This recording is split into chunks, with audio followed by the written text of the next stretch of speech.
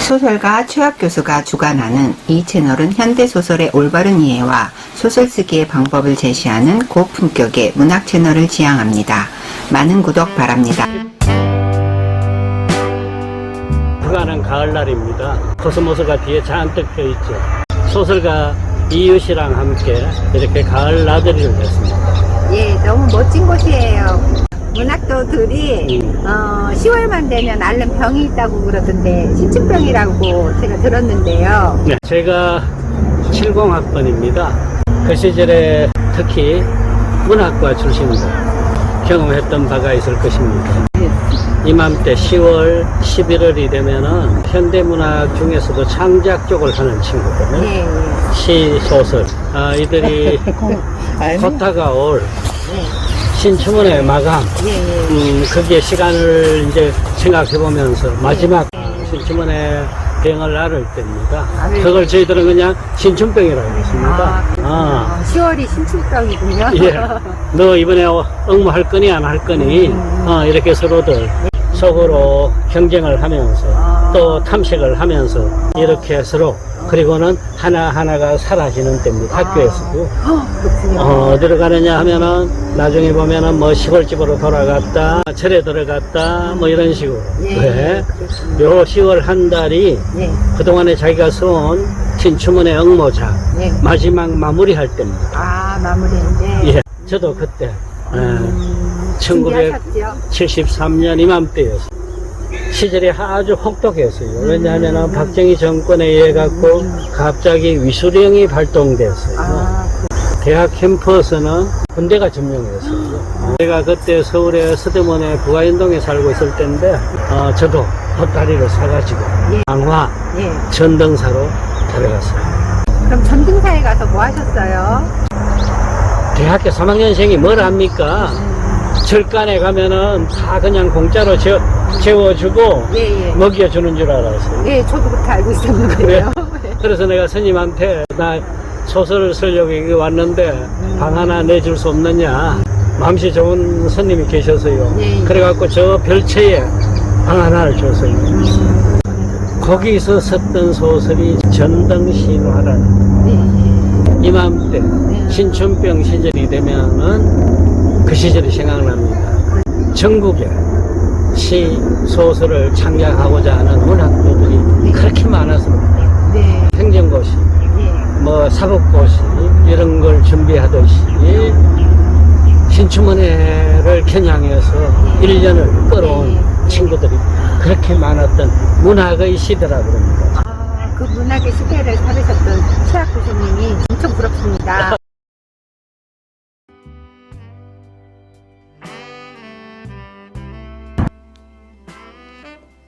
언제부터인가 바다에서 불어오는 바람은 약간의 습기를 지니고 2층 베란다에서 바다를 내려다보고 있는 우리들의 환자복 기세로 벌레처럼 스며들어왔다. 병원을 둘러싸고 있는 아카시아의 짙은 잎사귀 위로도 햇볕은 은박지 조각처럼 부서져 내렸다. 최학 교수님께서는 1973년도에 신춘문예에 당선되셨었는데 그로부터 50년이라는 세월을 흘렀어요. 감회가 어떠신가요? 저도 뒤늦게 그걸 깨닫고는 반백년이네. 와, 한편으로 대견스럽고 한편으로 좀 창피하고 그런 느낌입니다. 그때 제가 대학 3학년 때였습니다. 운 좋게 신춘문예 한 번 응모해가지고 한 번에 당선돼가지고 문단에 나왔는데 그래서 제가 우리나라 소설가들 중에서 등단 순서가 아주 빠른 사람에 속합니다. 어느덧 50년이 흘러버렸어요. 그 사이에 뭐 책을 40권이 넘는 걸 썼지만은 쓸모있는 건 별로 없어가지고 또 한편 창피하고 그런 느낌입니다. 신춘문예 8강을 제가 또 읽어봤는데 지금 읽어도 손색이 없을 정도로 그 참신하고 반짝반짝한 주제와 반짝반짝한 문제를 많이 문체라고 제가 느꼈거든요. 그리고 많은 책도 쓰셨고 제가 교수님 책도 많이 읽었었고 최근에도 고변이라는 큰 장편 대하소설도 내셨기 때문에 저는 진정한 작가시라고 생각하고 있습니다.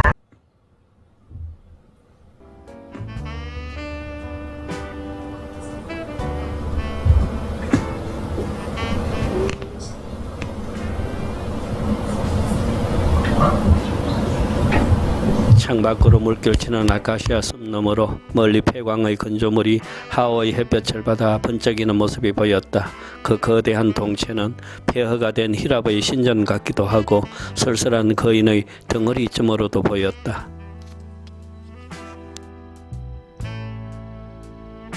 교수님께서 1973년도 그때 소설이 폐광이라고 알고 있는데 어떠신가요? 네, 데뷔작이라고 하죠. 예. 그게 바로 폐광이라는 겁니다. 네. 즉 네. 지금 작업을 하지 않고 있는 닫힌 광산이라는 겁니다. 폐광을 소재로 잡으시고 글을 엮어가셨을 때 뭐가 먼저 제일 떠오르셨나요? 예. 그 제 작품 속에서도 코발트 광산이 나옵니다. 예, 예. 일제시대 때 예. 코발트를 채취를 많이 했던, 그래서 전쟁용으로 사용했던 예. 군수물자입니다. 예, 예, 예. 그게 제 고향에 그 광산이 있었어요. 예. 경상도에 있는 제 시골 고향이 예, 예. 거기서 제가 초등학교, 중학교 과정까지 마쳤습니다. 그래서 항상 그 폐광이 예. 우리 학교 근처에 있었어요. 학교 근처에 있었군요. 그래서 제가 소설을 쓸 적에 제일 먼저 떠올라 대상 중에 하나가 그 광산이었습니다. 예. 이야기 폐광 소설 속에서 보면 아이들이 그 광산으로 보물찾기를 떠나는 장면이 있는데 혹시 선생님도 그렇게 보물찾기 놀이를 하셨는지요? 예. 이 폐광의 구조는 두 가지입니다. 예. 이야기 구조는 예. 하나는 아이들이 그 일제시대 때 운영했던 폐광에 들어가서 예. 일본인들이 남겨놓고 숨겨놨었다고 전해지는 예. 보물을 찾겠다라고 하는 아이들의 굴 탐색, 예. 요 이야기가 하나의 모티브가 되고, 예. 또 하나는 예. 혈액 환자 요양소가 예. 이 폐광 근처에 있습니다. 아, 그렇군요. 그 중환자들이 예. 자기의 생명을 살리려고 예. 마지막 몸부림으로 예, 예. 그 폐광에 들어가서 예, 예. 그 6.25 직전에 예. 학살당한 양민들의 유해들, 예, 예. 유골들이 많이 남아 있었어요. 아, 그렇군요. 그걸 예. 가져다가 뭐 약으로 쓰고 했다 아, 하는 이 두 가지 이야기를 결합해서 소설의 이야기로 끌어가고 있습니다. 아, 그러시군요. 그래서 한쪽은 이제 죽음을 이야기하고 한쪽은 그 아이들의 동심 보물찾기의 희망을 이야기하고 있는데 결국 이제 끝에도 보면 그 아이들이 보물을 찾는 대신에 죽음으로 돌아오더라고요. 예, 중요한 이야기인데 예. 아이들이 보물을 찾기 하는 것, 예. 그것은 희망에 대한 꿈꾸기가 아니고, 예. 저도 그걸 소설을 쓸 적에는 의도하지 않았어요. 아. 그리고 나중에 예. 제가 문학 공부를 더 많이 하면서 예. 제 소설을 돌이켜보니까 예. 예. 하나가 중요한 게 하나 있었습니다. 뭐냐면은 터널 통과식이라는 아. 굴 통과식. 예, 예, 예. 그게 우리 신화비평이나 원형비평에서 예. 항상 언급되는 예. 예. 한 차원 낮은 존재가 예. 한 차원 뛰어난 존재가 되기 위해서는 다시 태어나야 되는데, 예. 예. 거듭 그렇죠. 태어나야 되는데, 예. 현재는 어머니의 자궁이 없어 예. 예. 하여 상징적인 어머니의 터널로 만들어 놓은 것이 굴이다, 아. 터널이다. 아. 우리의 고전이나 예. 모든 전 세계의 그 신화에서 나타나듯이 예. 통과 의례, 굴 통과식이 있습니다. 예를 들면은 예. 그렇죠. 곰이 굴에 들어가서 예. 몇 번 여자로 되었다. 예. 그렇죠. 짐승에서 인간으로 차원을 높이 했다. 예. 굴 통과식입니다. 예. 예. 예. 동명성왕이 죽을 적에 예. 대동강 그 조천석 터널을 통과합니다. 하늘에 가서 천신이 되었다. 이렇게 돼요. 인간에서 신이 되기 위해서는 하나. 자기의 존재 차원을 업그레이드 하는 거예요. 그렇군요. 그게 굴 통과식이 있습니다. 아. 자, 이렇게 따진다면은 예. 제 소설에 거기에 환자들이 들어가서 네. 뭘 먹고 나왔다면은 그 환자들은 다 나아야 돼. 그렇죠. 예. 그 다음에 아이들이 들어가서 보물을 찾아갖고 행복해져요. 예, 나와야 돼요. 그런데 양쪽 다 비참한 예. 결말이. 죽음으로 끝나는. 그게 왜 그럴까? 모든 터널들은 예. 한 차원 높이는데 예. 제가 설정해 놓은 그 코발트 폐광, 예. 그 광산이 어떤 광산이었죠? 코발트. 첫째는 전쟁용이에요. 예, 예, 전쟁. 전쟁은 이 뜻을. 생명하고 반대. 아니고 파괴적인 예, 거였어요. 예, 예. 둘째, 그 동굴에서 6.25 전쟁 직전에 예. 수많은 그 공산주의 용의자들이 예. 끌려와가지고 학살돼. 아군한테 학살당했어요. 예, 예. 즉, 이 터널은 생명의 상징이 아니라 죽음의 죽음의. 죽음과 파멸의 상징이었어요. 그랬군요. 때문에 그 길을 뒤늦게 들어가는 아이들이나 예, 예. 환자들이나 다 같이 파멸을 맞을 수밖에 없다라는 그 사실이 저는 다시금 그 신화 비평적 안목에서 그런 결말들을 얻어냈어요. 그러셨군요. 저도 읽다가 보니까 진짜 끝이 둘 다 죽음으로 맺어서 이게 뭘까 하고서 의문을 가졌었는데 교수님 말씀을 듣고 보니까 이해가 되네요. 그럼 폐광어를 어떻게 쓰기 시작하셨고 그것을 어떻게 왜 신춘문에 응모하게 되셨는지 그 이유가 궁금합니다. 예. 제가 국문학과 3학년 때가 되면은요, 예. 소설 창작 실기라는 과목이 있습니다. 예. 제 은사가 소설가 정한숙 교수님이었는데, 예.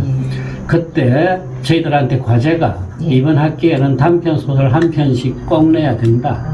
그리고 그 시절에는 뭐 복사기고 뭐 이런 게 프린터고 뭐 아무것도 없었. 예. 때예요. 그렇죠. 원고지가 있죠. 원고지밖에 없어요. 예, 예. 완성된 학생은 예. 그 작품을 전체를 강의 시간에 낭송을 해야 돼요. 낭독을 해야 돼요. 예. 그럼 교수님이 다 읽고 학생들 의견도 물어보고 이러다가 종합평하고 끝나는 수업이었어요. 예. 근데 제가 그때 뭐랄까 패기만만이랄까 겁도 없이 예. 제가 제일 먼저 발표하겠습니다 하고 교수님한테 약속을 드리고 일주일 만에 쓴 작품입니다. 그래서 발표했던 소설이 이 폐광입니다. 그런데 선생님한테 칭찬은 한마디도 못 들었죠. 왜냐하면 첫 문장부터가 약간의 문제가, 저는 약간이고 선생님한테는 대단한 문제고 이랬습니다. 그리고 그 한 문장 때문에 교수님은 끝끝내 수업이 끝날 때까지 저를 욕하시고 네 소설은 수필도 아니다 막 이렇게 하셔가지고 저도 그 이야기를 그 후에 저도 교수 생활 30년 하면서 소설 가르칠 때마다 그 얘기를 꼭 합니다. 예. 저도 들었습니다. 중요한 이야기였어요. 예. 한 문장이라도 문장이 되지 않으면은 너는 작가 될 수 없다 이거예요.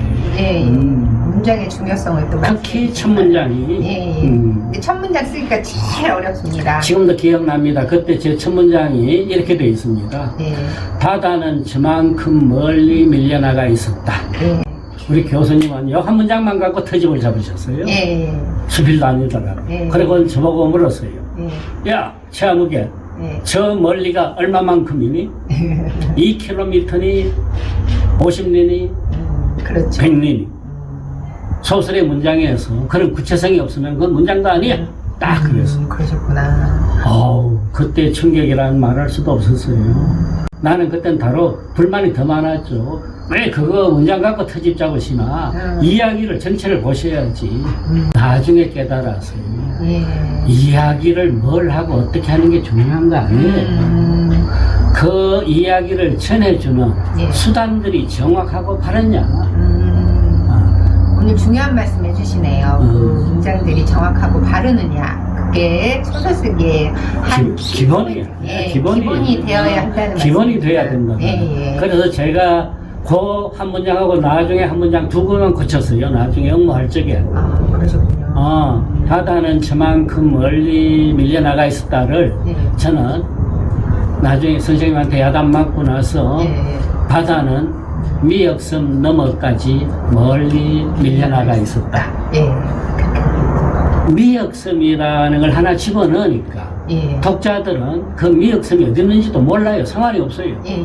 그렇지만은 그냥 뭔가가 눈앞에 그려져요. 선명하게. 예. 맞아요. 짚을 수가 있어요. 예. 그래서 썰물이 섬 너머까지 빠져나갔구나라는 예. 게 보여져요. 그렇죠. 소설에서는 이렇게 생생하게 그려주는 것이 중요하다. 아주 중요한 말씀을 하셨습니다. 예. 이 뜻이었어요. 예.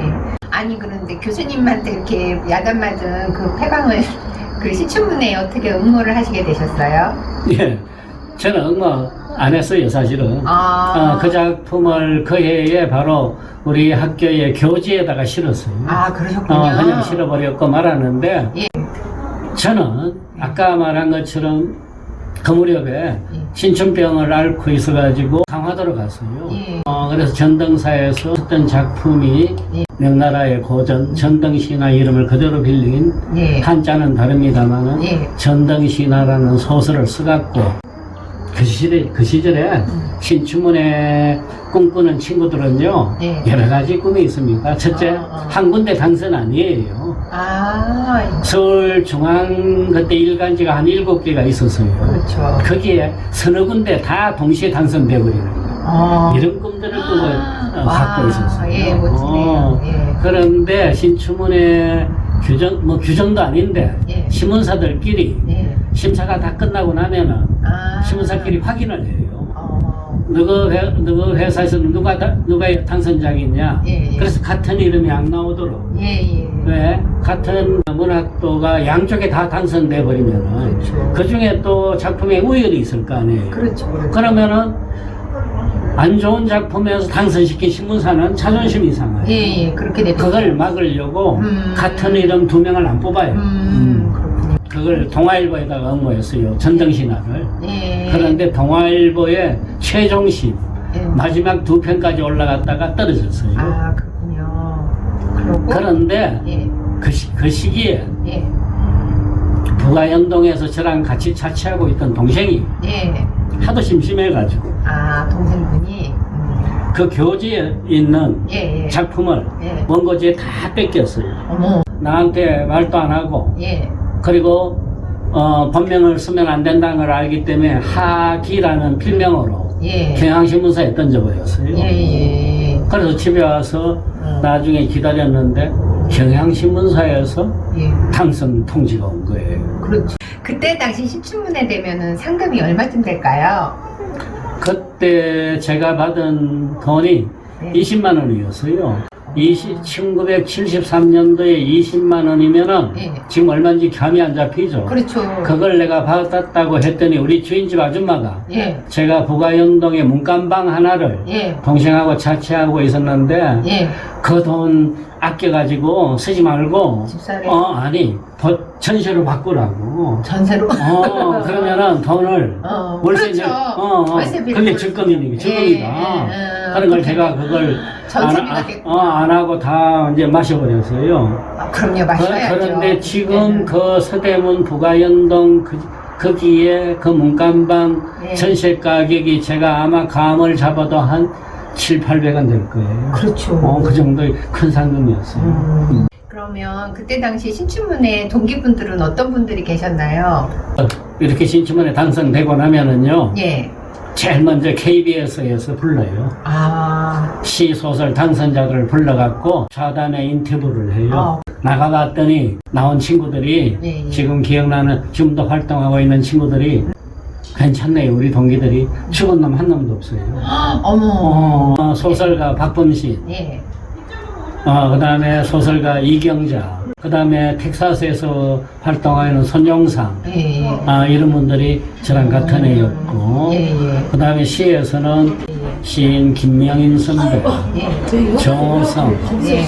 이런 분들이 우리 73 동기들. 신춘문예 동기분들이시군요. 그래서 우리는 그때 처음 만나갖고, 예. 73 동인이라는 걸 만들었어요. 그러셨군요. 예. 시소설 친구들이랑 함께 모이는 예. 그런 활동도 했어요. 선생님께서 당선되셨던 1973년도에도 신춘문예 응모하는 사람들이 많았을 텐데 지금도 역시 많을 것 같아요. 그러면 신춘문예를 준비하는 문학도들에게 하시고 싶은 말씀 좀 한마디 해주셨으면 감사하겠습니다. 예, 아까 맨 처음에 신춘병 이야기를 했죠. 네.